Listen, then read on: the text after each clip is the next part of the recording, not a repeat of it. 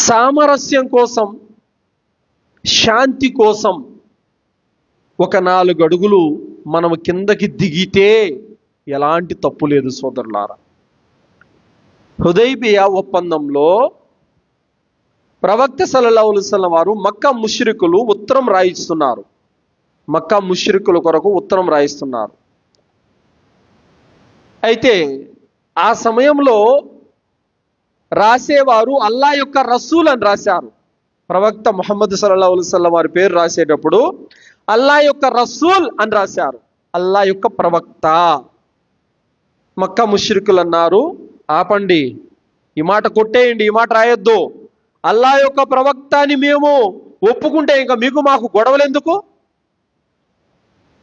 మేము ఒప్పుకోవట్లేదు కాదు కాబట్టే కదా గొడవలు. కాబట్టి అల్లా యొక్క ప్రవక్త, అల్లా రసూల్ అనే మాట తొలగించండి అన్నారు. ప్రవక్త సల్లల్లాహు అలైహి వసల్లం వారు చెరిపేయమన్నారు. అలీ రదియల్లాహు అన్హు వారు నేను చెరపలేని ప్రవక్త అన్నారు. సరే, పేరు ఎక్కడుందో చెప్పు, నేనే చెరిపేస్తా అన్నారు. ప్రవక్త గారు కొట్టేశారు, అల్లా రసూల్ అనే పేరు తీసేశారు.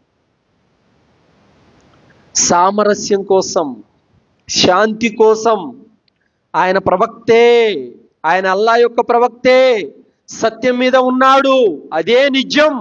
అయినప్పటికీ కూడా సామరస్యం కోసము, ప్రేమ కోసము, మైత్రి కోసము కలవటానికి ఆయన ఏం చేశారు? ప్రవక్త అయినప్పటికీ ఓ మెట్టు దిగారు. సరే, ఆయన నిజం మీదే ఉన్నారు, సత్యం మీదే ఉన్నారు. ప్రవక్త అనే మాట కొట్టివేసినంత మాత్రాన ఆయన ప్రవక్త కాకుండా పోయారా? సో మనము కూడా చెప్పేది నిజమే, మనం సత్యం మీదే ఉన్నాం. అవతల వాడే మనల్ని అపార్థం చేసుకున్నాడు, అవతల వాడే మన మీద నిందలు వేశాడు, తగ్గుదాం, 4 అడుగులు తగ్గుదాం.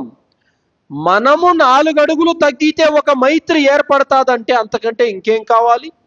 మనం 1 అడుగు వెనక్కి వేస్తే సోదర భావం ఏర్పడతాదనంటే అంతకంటే ఇంకేం కావాలి?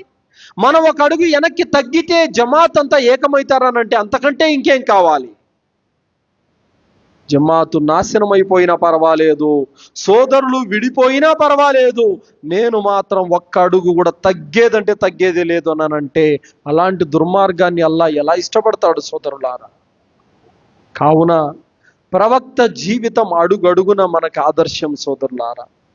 మరి ఆయన అల్లా యొక్క ప్రవక్తే అయినప్పటికీ కూడా ఎందుకు కొట్టేశారు? అక్కడ సామరస్యం అవసరము, అక్కడ తగ్గటం అవసరము. ఇది ప్రవక్త జీవితం నుండి మనము నేర్చుకోవాల్సినటువంటి విషయము సోదరులారా.